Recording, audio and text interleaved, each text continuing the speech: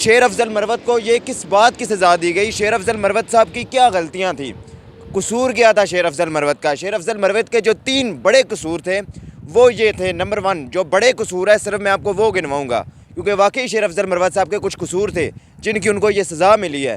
पहला कसूर, इमरान खान का साथ देना शेर अफजल मरवत का कसूर है। नंबर 2 सबसे बड़ा जो कसूर है शेर अफजल मरवत का, जो सबसे बड़ा कसूर है वो ये है कि वो इमरान खान की वकालत कर रहे हैं। नंबर 3 के धमकियों के बावजूद अभी तक शेर अफजल मरवत इमरान खान के साथ डटे हुए हैं, ये उनका तीसरा कसूर है। कैमरामैन से रिक्वेस्ट करूँगा थोड़ा सा मज़ीद यहाँ पे भी अंदर आके आपको दिखाने की हम कोशिश करते हैं कि यहाँ के क्या सूरत हाल इन्होंने की है। आप देख सकते हैं जी इस वक्त ये वाले मनाजर हम आपको दिखाते चले। ये आप देखें कि इस वक्त घर की क्या सूरत हाल, घर की क्या हालत की गई है।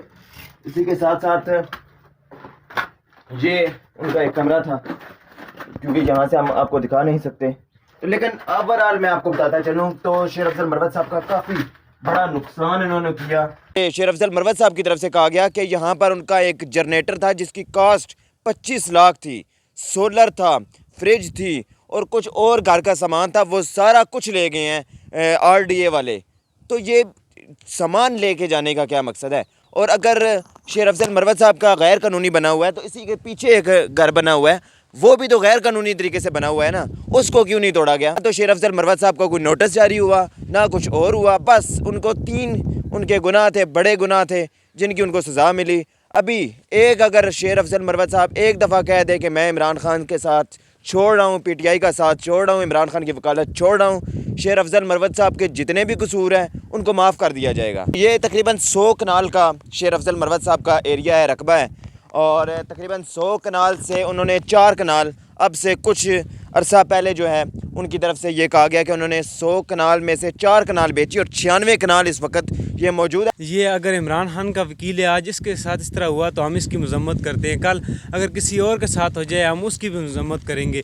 ये एक बिल्कुल बहुत बुरा तरीका है, इसी तरह किसी घर बगैर नोटिस के आकर घर उसके गिरा देना। इमरान खान के साहब के वकील के साथ इस तरह किया गया है तो कल ये नवाज शरीफ साहब के वकील के साथ भी हो सकता है, कल ये जरदारी साहब के वकील के साथ भी हो सकता है, कल ये किसी के भी वकील के साथ हो सकता है। अस्सलाम वालेकुम नाज़रीन, मैं हूं आपका मेज़बान फैज़ान अहमद। नाज़रीन, इस वक्त मैं पाकिस्तान तहरीक इंसाफ के चेयरमैन इमरान खान के वकील शेर अफजल मरवत के घर में मौजूद हूँ। मेरे पीछे आप देख सकते हैं शेर अफजल मरवत साहब के घर को जो है वो गुज़िश्ता रोज़ तोड़ फोड़ की गई रावलपिंडी जो पुलिस है और RDA की तरफ से, और ये कहा गया कि ये गैर कानूनी जगह पर तामीर की गई है। मेरे कैमरामैन आपको दिखा सकते हैं वो बैक साइड पे भी एक घर बना हुआ है, उस बैक साइड पे घर को नहीं तोड़ा गया, हालांकि उसकी भी लोकेशन अगर इस हिसाब से बात की जाए तो वो भी इसी के साथ है।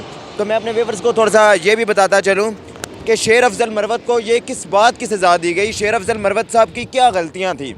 कसूर क्या था शेर अफजल मरवत का? शेर अफजल मरवत के जो 3 बड़े कसूर थे वो ये थे। नंबर 1 जो बड़े कसूर है सिर्फ मैं आपको वो गिनवाऊँगा, क्योंकि वाकई शेर अफजल मरवत साहब के कुछ कसूर थे जिनकी उनको ये सज़ा मिली है। पहला कसूर, इमरान खान का साथ देना शेर अफजल मरवत का कसूर है। नंबर 2 सबसे बड़ा जो कसूर है शेर अफजल मरवत का, जो सबसे बड़ा कसूर है वो ये है कि वो इमरान खान की वकालत कर रहे हैं। नंबर 3 के धमकियों के बावजूद अभी तक शेर अफजल मरवत इमरान खान के साथ डटे हुए हैं, ये उनका तीसरा कसूर है।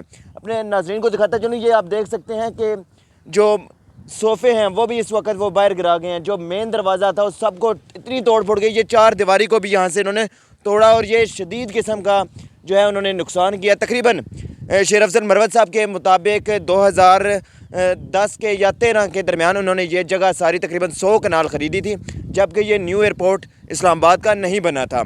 इसी के साथ साथ अपने नाज़रीन को बताता चलूँ कि शेर अफजल मरवत साहब के मुताबिक जो इनकी इस रिहाइश गाह पे ख़र्चा सिर्फ मटीरियल का और बनाने का और इस तरह का ख़र्चा आया वो तकरीबन 1.5 करोड़ से ज़ायद लगा। ये 2013 की तकरीबन आज से 10 साल पहले जब जो मटीरियल था वो बहुत ही सस्ता था, और आज के वक्त में जो है अगर इतना भी बनाया जाए तो वो अगर उस वक्त 1.5 करोड़ लगा था और इस टाइम 3.5 करोड़ तक भी लगेगा और वो भी पूरा नहीं होगा। इसी के साथ साथ उनकी तरफ से शेर अफजल मरवत साहब की तरफ से कहा गया कि यहाँ पर उनका एक जनरेटर था जिसकी कॉस्ट 25 लाख थी, सोलर था, फ्रिज थी और कुछ और घर का सामान था, वो सारा कुछ ले गए हैं RDA वाले।